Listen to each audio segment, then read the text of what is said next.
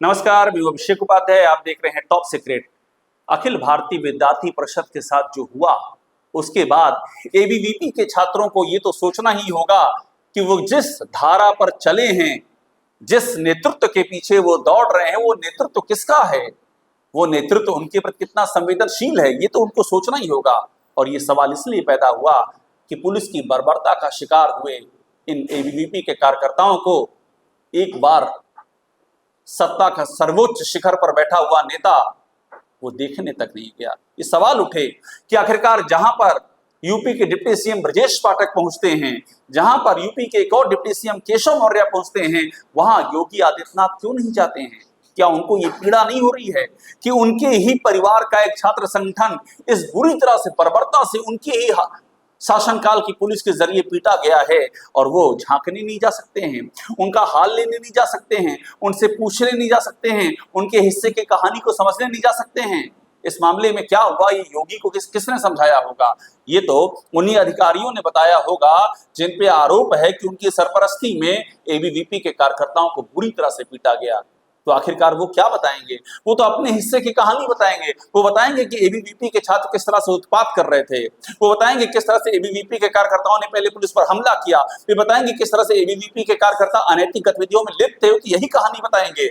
अगर आपको मौके से सच्चाई समझनी है योगी आदित्यनाथ जी, तो आप जाते, हॉस्पिटल जाते, उन कार्यकर्ताओं से मिलते, उनकी आंखों में आंखें डालते। हो सकता है थोड़ा संकोच होता, क्या पता थोड़ी शर्म भी आ जाती, लेकिन उस शर्म पे गर्व करना चाहिए जो अपने कार्यकर्ताओं के पिटने पर आए, तो कि उससे सीख मिलती है, आप सबक लेते हैं और आप भविष्य में ऐसी घटनाएं ना हो पाए इसका रास्ता तलाशते हैं। लेकिन योगी आदित्यनाथ झांकने तक नहीं गए। और एक्शन भी क्या हुआ? एक अदद एफआईआर दर्ज नहीं हो पाई उन पुलिस वालों के खिलाफ जिन्होंने इतनी बर्बरता से मारा।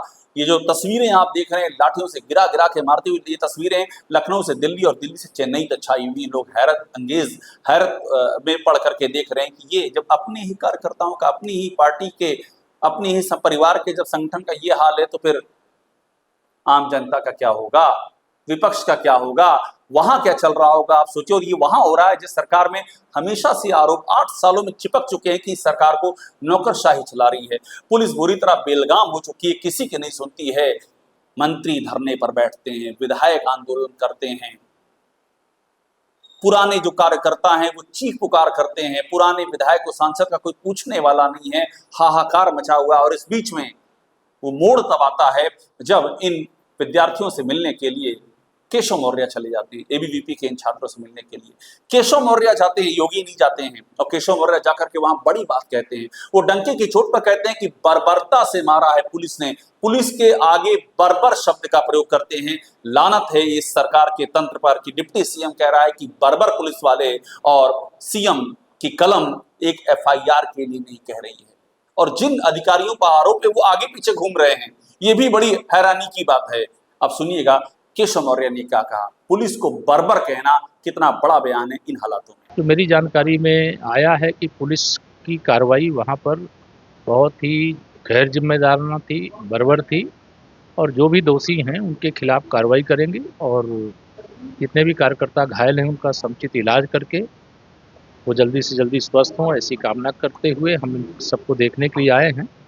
लेकिन पुलिस को शांति व्यवस्था बनाए रखने की जिम्मेदारी है, लेकिन यह बर्बरतापूर्वक लाठी चार्ज करके किसी का पैर तोड़ देना, किसी का हाथ तोड़ देना, शारीरिक को नुकसान पहुंचाना, ये कतई स्वीकार नहीं किया जा सकता। जो जिम्मेदार लोग होंगे उनके खिलाफ जांच की प्रक्रिया पूरी होने वाली है और कठोर कार्रवाई उसमें की जाएगी। केशव मौर्य यही नहीं रुके, वो इसके आगे गए। उन्होंने ये आगे बढ़ते हुए ये कहा कि पुलिस को बर्बर कहा और साथ में एबीवीपी को एक अनुशासित, एक संगठित छात्र संगठन करार दिया।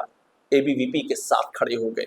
ये बहुत बड़ा बयान है उस दौर में जब ये कहा जा रहा है कि नहीं, एक पक्ष इस बात को लगातार फैला रहा है कि एबीवीपी के कार्यकर्ताओं की सारी गलती थी, पुलिस ने तो शांति व्यवस्था बनाने के लिए बल प्रयोग कर दिया। ऐसे आंदोलनों में ये तो होता ही रहता है। बाकायदा क्लीन चिट देने की कोशिश की जा रही है पुलिस को। उस दौर में केशव मौर्य डट के खड़े होते हैं और कहते हैं एबीवीपी एक बहुत ही जिम्मेदार संगठन है। ये लोग, इनका जो कैरेक्टर है वो मानकों के हमेशा अनुरूप रहा है, ये शालीन लोग हैं, उनके कैरेक्टर पर मुहर लगाते हैं। सोचिए योगी आदित्यनाथ को केशव मौर्य के बयान कितना बड़ा आईना है। इस संगठन के जो कार्यकर्ता हैं वो संस्कारित भी हैं और अपनी जिम्मेदारी को समझते हैं। अखिल भारतीय विद्यार्थी परिषद एक बहुत ही संस्कारित छात्र संगठन है। वो अपनी जिम्मेदारी को समझता है, वो अपनी जिम्मेदारी ठीक ढंग से पूरा कर रहा था। इसमें पूरी तरह से पुलिस की कार्रवाई जो है वो गैर जिम्मेदाराना है, गलत है। उस पर कार्रवाई जांच के बाद करेंगे। केशव मौर्य ही नहीं, ब्रजेश पाठक भी पहुंच गए। ब्रजेश पाठक न सिर्फ पहुंचे, चूंकि वो स्वास्थ्य एवं चिकित्सा शिक्षा मंत्री भी हैं, उन्होंने सबका हाल लिया। सारे एबीवीपी के कार्यकर्ताओं की इलाज की समुचित व्यवस्था और इसके निर्देश दिए। बाकायदा एक एक का नाम लिख के ट्वीट किया। ब्रजेश पाठक के ट्वीट में एक एक का नाम लिखा हुआ है, उन जिनको चोट लगी है, एक उनसे रिश्ता प्रकट करने के लिए, उनके साथ के लिए। अपर्णा यादव तक पहुंच गई। अपर्णा यादव ने जाकर के एक एक को देखा, एक एक विद्यार्थी का हाल पूछा, उनकी तकलीफ जानने की कोशिश की, उनके पास रुकी और ये लिखा कि ये दुर्भाग्यपूर्ण है, ये नहीं होना चाहिए, इनकी बात सुननी चाहिए, शांति के साथ रास्ता निकालना चाहिए। अपर्णा यादव ने लिखा, जो राज्य महिला आयोग की उपाध्यक्ष हैं। ये सब हुआ, लेकिन योगी आदित्यनाथ वहां नहीं पहुंचे। योगी देखने के लिए नहीं पहुंचे। योगी आदित्यनाथ जहां पर ये घटना घटी, इतना जबरदस्त लाठीचार्ज हो गया, वहां पर किसी बड़े अधिकारी पर कोई एक्शन नहीं हुआ। एसपी पर कोई एक्शन हुआ, डीएम पर कोई एक्शन हुआ, प्रमुख सचिव गृह पर कोई एक्शन हुआ, डीजीपी से आपने सवाल पूछा, एडीजी लॉ एंड ऑर्डर को आपने बुलाया, आपने एक्शन क्या लिया? सीओ, एसओ और चंद पुलिसकर्मी, यही है आपका एक्शन। और ये जब एबीवीपी के साथ हो रहा है तो बाकी के साथ क्या होता होगा? यही तो सवाल है। साल 2024 में बीजेपी जब बुरी तरह हारी तो यही सवाल किया गया कि ये हार की वजह ये है सबसे बड़ी कि कार्यकर्ताओं की तो कोई पूछने वाला नहीं है, लाठियां खा रहे हैं।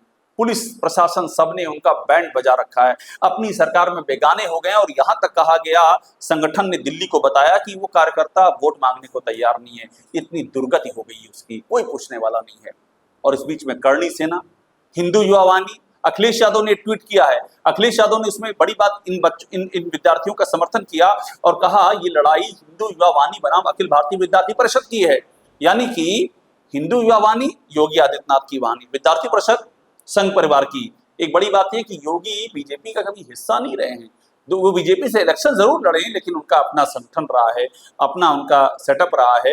वो बीजेपी के अंदर नहीं रहे कभी उस तरह से जिस तरह से दूसरे नेता बीजेपी के रहते हैं। 17 में उनको ऊपर से उतार करके बीजेपी में मुख्यमंत्री की कमान दे दी और उसके बाद ये कहा गया कि वो बीजेपी के अंदर हैं। लेकिन अंदर होते हुए भी योगी आदित्यनाथ बाहरी ही लगे। उन्होंने एक बार कहा कि हिंदू युवा वाहिनी में खत्म कर रहा हूं, ये ऐलान हो गया और उसके बाद भी अपने दफ्तर में बाकायदा हिंदू युवा वाहिनी के नेताओं से मिलते रहे और उनके नाम लिख करके ट्वीट होते रहे कि हिंदू युवा वाहिनी के नेताओं से मैं मिल रहा हूं।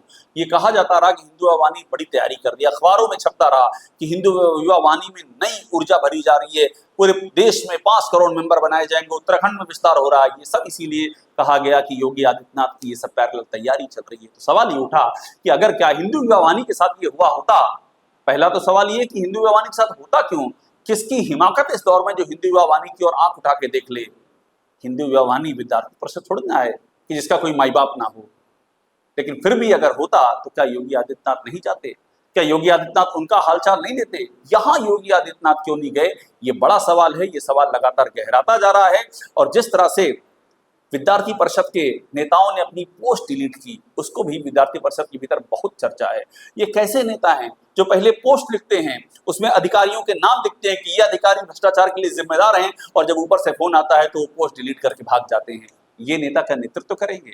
ये नेता क्या किसी भी तरह से आपको लगता है कि विद्यार्थी परिषद जैसा संगठन जिसकी स्थापना बलराज मधोक ने की, यशवंतराव केलकर उसके वास्तुकार रहे, क्या ये उस परंपरा के उत्तराधिकारी हैं?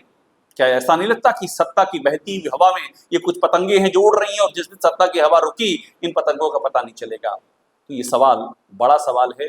और एबीवीपी के साथ जो हुआ है उसने संघ परिवार की भी आंखें खोल दी हैं। अभी तक दूसरों के साथ हो रहा था, शायद संघ को समझ में नहीं आ रहा था। अब जब अपने पर हुआ है तो संघ की वेदना भी साफ झलक रही है। और ये उम्मीद की जा रही है कि इस घटनाक्रम के बाद कोई ना कोई निर्णायक पहल जरूर होगी। टॉप सीक्रेट देखते रहिए, लाइक कीजिए, सब्सक्राइब जरूर कीजिएगा।